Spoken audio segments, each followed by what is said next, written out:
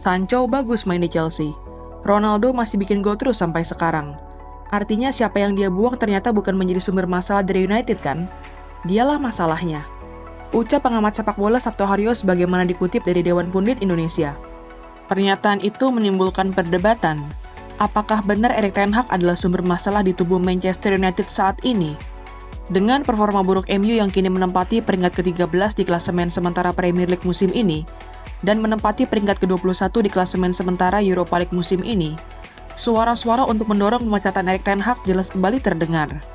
Keinginan sebagian fans Manchester United yang ingin Erik ten Hag segera dipecat itu sangat beralasan. Di musim ketiganya berada di Old Trafford, Ten Hag belum kunjung bisa mewujudkan janjinya yang akan mengakhiri era Manchester City dan Liverpool di Premier League. Saat menunjuk Erik ten Hag sebagai pelatih Manchester United, Direktur sepak bola MU saat itu yakni John Murtough menjelaskan 7 alasan mengapa manajemen MU memilih pelatih asal Belanda itu.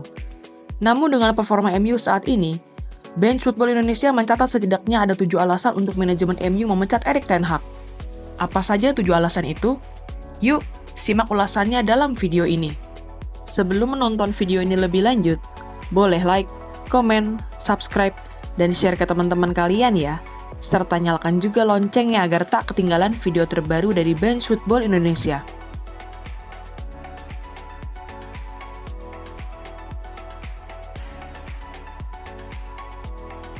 Saat ditunjuk sebagai pelatih Manchester United di awal musim 2022-2023, Erik ten Hag meminta manajemen MU untuk merekrut pemain-pemain yang diinginkannya.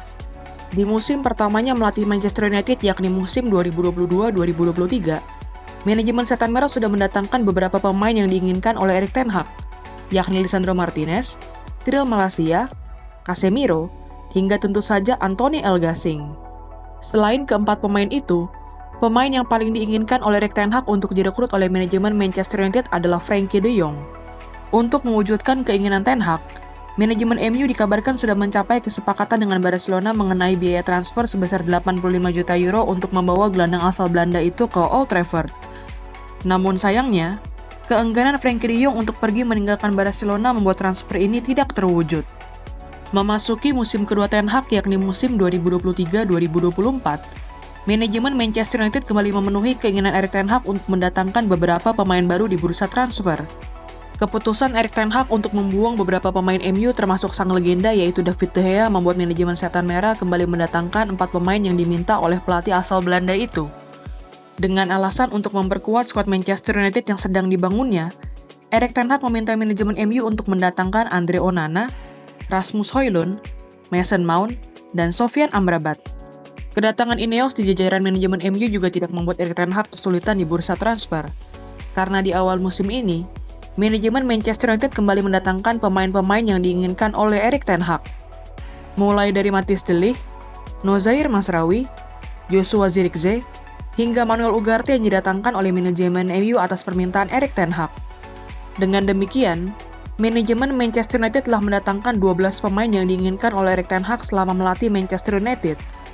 Privilege yang dimiliki oleh Erik ten Hag dengan mendapatkan pemain-pemain yang diinginkannya itu tidak selalu dimiliki oleh pelatih-pelatih MU lainnya pasca era Sir Alex Ferguson. Misalnya saja Ole, pelatih asal Norwegia itu pernah mengaku tidak ingin MU mendatangkan Cristiano Ronaldo. Namun apalah daya, manajemen MU tetap memilih untuk memulangkan sang mega bintang ke Old Trafford.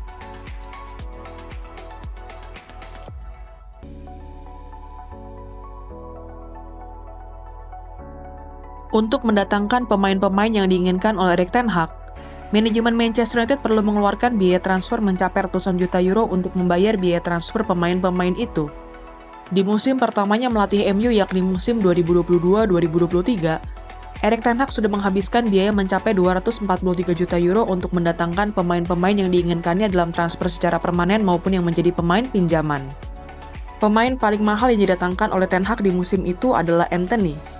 Untuk mendatangkan pemain dengan nama lengkap Anthony Matheus dos Santos itu, manajemen MU harus membayar uang sebesar 95 juta euro kepada Ajax Amsterdam.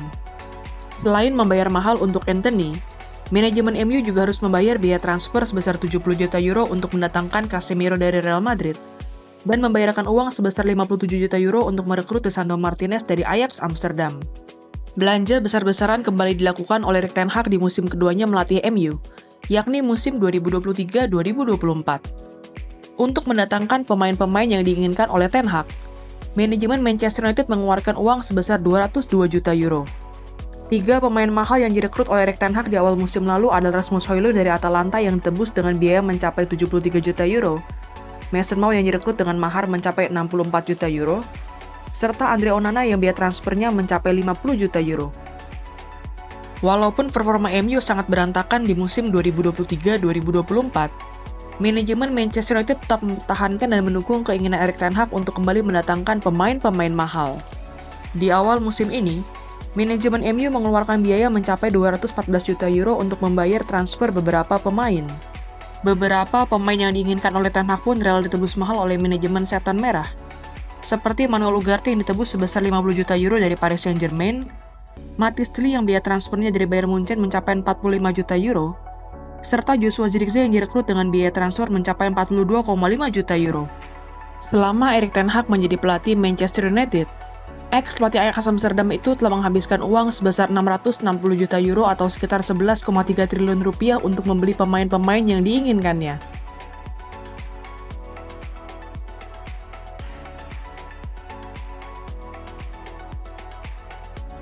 Walaupun sudah menghabiskan banyak uang untuk merekrut pemain-pemain yang diinginkannya sejak musim pertama melatih Manchester United, Erik Ten Hag masih belum kunjung bisa membangun sinergi dengan para pemain MU. Dengan kondisi skuad MU saat ini yang diisi oleh 5 mantan pemain Ajax Amsterdam di era Ten Hag, sang pelatih belum kunjung bisa membangun sinergi dalam tim Manchester United saat ini. Misalnya saja di lini belakang, saat ini ada 4 pemain Ajax Amsterdam yang sudah didatangkan ke Old Trafford. Namun demikian, lini pertahanan Setan Merah tetap keropos dengan kebobolan 8 gol dari 6 pertandingan di Premier League musim ini, dan kebobolan 4 gol dari 4 pertandingan di Europa League musim ini. Sebagaimana yang disampaikan oleh Andy Mitten, jurnalis dari media The Athletic itu melakukan pembicaraan dengan beberapa pemain MU pasca kemenangan Setan Merah di final FA Cup musim lalu. Dalam pembicaraannya dengan para punggawa Setan Merah, Andy Mitten menyampaikan bahwa tidak ada pemain yang menyampaikan Erik Ten Hag harus dipecat. Namun juga tidak ada pemain yang menyampaikan bahwa pelatih asal Belanda itu harus dipertahankan di Old Trafford. Lebih lanjut, Andy Mitten juga menyampaikan bahwa ada salah satu pemain Manchester United yang menyampaikan Erik Ten Hag seharusnya tidak membiarkan tim-tim yang berada di zona degradasi seperti Sheffield United dan Burnley datang ke Old Trafford dan membuat MU kesulitan. Dari hasil pembicaraannya dengan para pemain MU, jurnalis asal media The Athletic itu menyampaikan jelas ada masalah antara para pemain MU dengan Erik Ten Hag mengenai gaya sang pelatih. Jauh sebelum diketahui gagal membangun sinergi dengan pemain-pemain pilihannya, Erik Ten Hag sudah gagal membangun sinergi dengan pemain-pemain MU yang ada saat pertama kali ia datang. Sebagaimana yang disebutkan oleh pengamat sepak bola Sabto Haryo, 2 nama pemain yang dibuang oleh Erik Ten Hag yakni Cristiano Ronaldo dan Jadon Sancho berhasil tampil impresif saat tidak lagi bermain di bawah pelatih asal Belanda itu.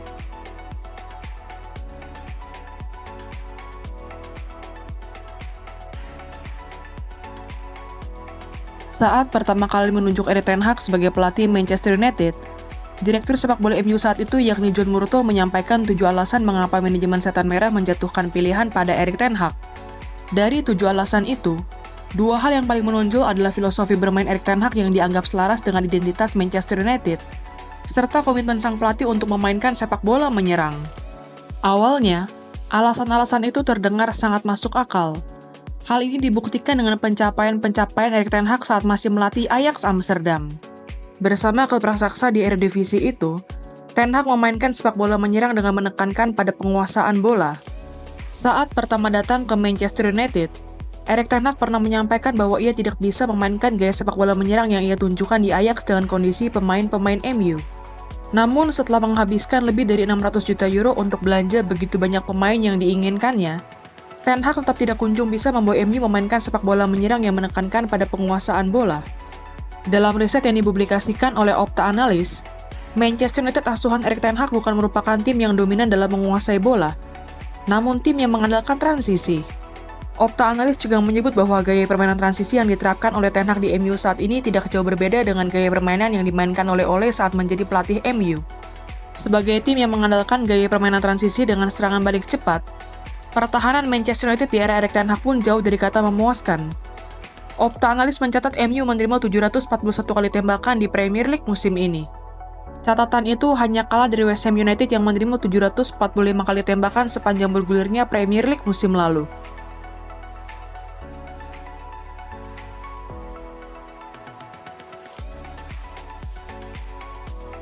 Sudah menghabiskan banyak uang untuk membeli pemain-pemain yang diinginkan Ten Hag, gaya permainan yang tidak kunjung membaik, penderitaan Manchester United di era Erik ten Hag juga semakin lengkap dengan bobroknya performa MU di Premier League musim lalu. Sebagaimana diketahui, Setan Merah harus mengakhiri Premier League musim lalu dengan finish di peringkat ke-8 klasemen akhir Premier League musim 2023-2024. Ini menjadi catatan paling buruk sepanjang keikutsertaan MU di Premier League. Tidak hanya itu, MU bahkan mengakhiri Premier League musim lalu dengan mencatatkan selisih gol -1 di klasemen akhir. Ini merupakan kali pertama MU mengakhiri musim dengan defisit gol dalam 34 tahun terakhir. Catatan MU yang hanya mengumpulkan 60 poin dari 38 pertandingan dan menelan 14 kekalahan di Premier League musim lalu juga menjadi catatan terburuk Setan Merah sepanjang keikutsertaan mereka di Premier League.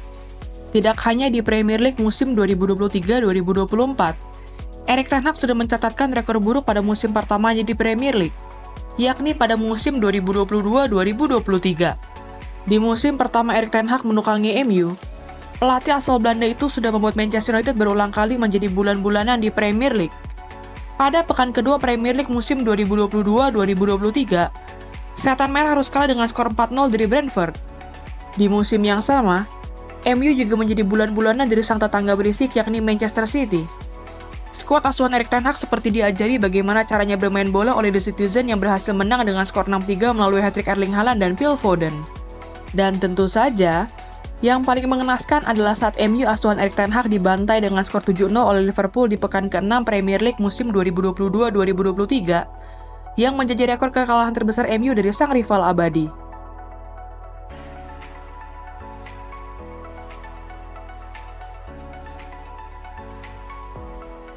Manchester United asuhan Erik ten Hag bukan hanya mempermalukan dirinya sendiri di Premier League, namun juga di kompetisi Eropa. Walaupun berhasil lolos ke Champions League musim 2023-2024, MU hanya menjadi bulan-bulanan dengan finish sebagai juru kunci grup A. Berada dalam satu grup dengan Bayern Munchen, Galatasaray, dan FC Copenhagen, Setan Merah hanya bisa meraih satu kali kemenangan yakni atas FC Copenhagen. Kalau bermain di Champions League yang merupakan kasta tertinggi sepak bola Eropa adalah hal yang begitu berat bagi Erik ten Hag, maka musim ini MU turun kasta dengan bermain di Europa League. Namun apa hasilnya? Manchester United kembali tampil mengecewakan dalam 2 pertandingan pertama Europa League musim ini.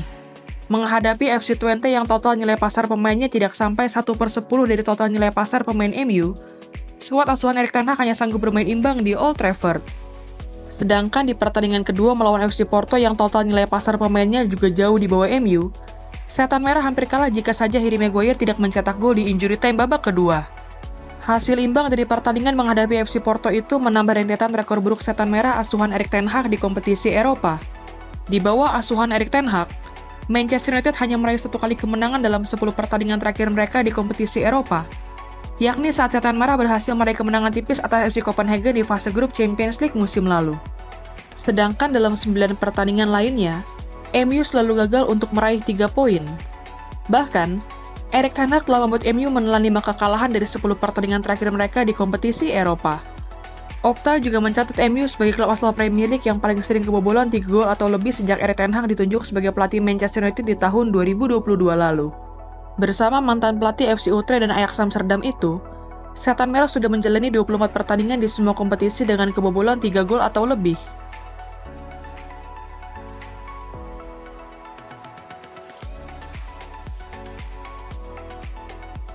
Alasan terakhir mengapa manajemen Manchester United sebaiknya mempertimbangkan pemecatan Erik ten Hag adalah waktu dan kesempatan yang sudah didapatkan oleh pelatih asal Belanda itu.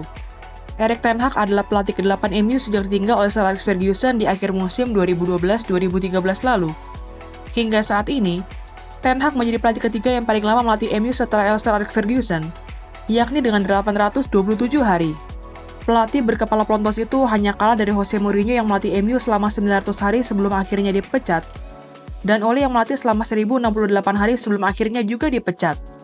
Walaupun durasi melatihnya masih kalah dari Mourinho dan Ole, manajemen MU sudah mengeluarkan uang yang jauh lebih besar untuk mengikuti keinginan Erik ten Hag jika dibandingkan dengan Mourinho dan Ole. Selama melatih Manchester United, Jose Mourinho menghabiskan biaya sebesar 466 juta euro atau sekitar 7,9 triliun rupiah untuk belanja pemain. Sedangkan untuk Ole, pelatih asal Norwegia itu menghabiskan dana sebesar 493 juta euro atau sekitar 8,4 triliun rupiah untuk membeli pemain. Nominal uang yang dihabiskan oleh Mourinho dan Ole itu masih terpaut jauh dari Erik ten Hag yang sudah menghabiskan 660 juta euro atau sekitar 11,3 triliun rupiah untuk belanja pemain. Gimana nih menurut teman-teman? Apakah teman-teman setuju dengan ketujuh alasan tadi untuk manajemen MU segera memecat Erik ten Hag? Tulis pendapatmu di kolom komentar ya.